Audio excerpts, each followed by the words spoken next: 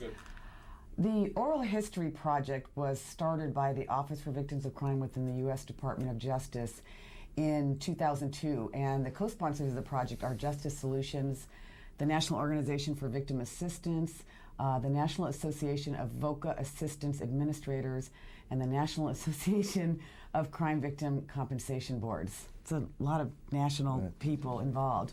And the partnership really came together in order to be able to track the history of our field. And Steve Derene was actually involved in the creative thinking that led to the development of the OVC Oral History Project. Steve? Well, we did a state academy, and Ann was out helping us develop the academy.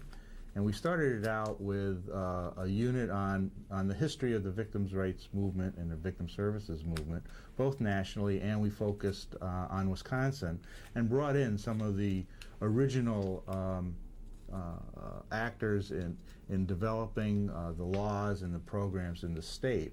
And the students were mostly younger advocates, people who had been in the field for several years, and I don't think until we talked to them afterwards, and I know Ann came back for a conference a year later and was struck by their response to realizing that they were part of a larger movement with a history, with some passion and some reasons for doing it, and it made them feel like they were contributing to something more than just a job, that this was a social movement and really helped drive their motivation. And so we thought sometime later we were having dinner with Joe Calando, who was one of the originators of services in Wisconsin and nationally, and we're sort of reminiscing and realized that there's a lot of information, material, people's perspectives to try to capture that drive and passion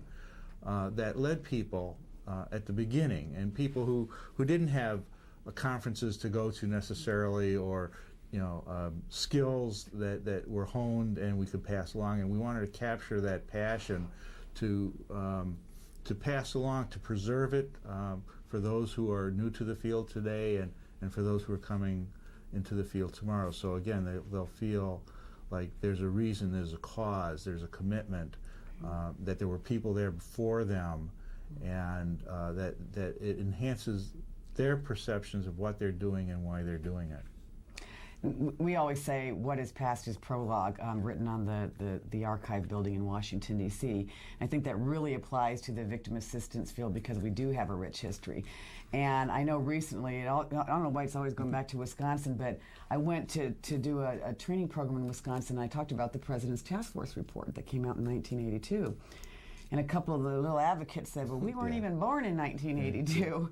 And I think we need to know about our ancestors. And that became, I think, the focus of this project.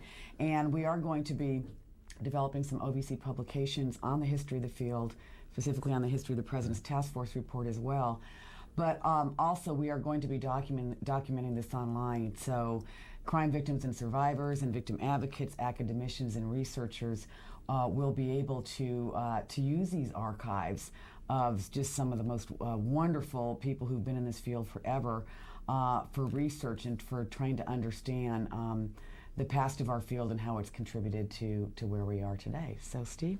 Well, I think we also realized that we are at a point where the people who have been working in this field for the last 20, 30 years, and we've lost some of the pioneers in the field, and if we didn't start taking advantage of recording that material now, in terms of remembrances, questions about what motivated people, what obstacles did they face, if we didn't start doing that now, we'd lose it forever, just as they have with other areas in terms of the civil rights movement, Second World War, and we tried to follow the standards so that this is not necessarily deciding history, but to preserve the raw material of history that others can look at and resolve. But if we didn't take advantage of people's experiences, perspectives at the origins, we would never be able to capture it. So it's very timely now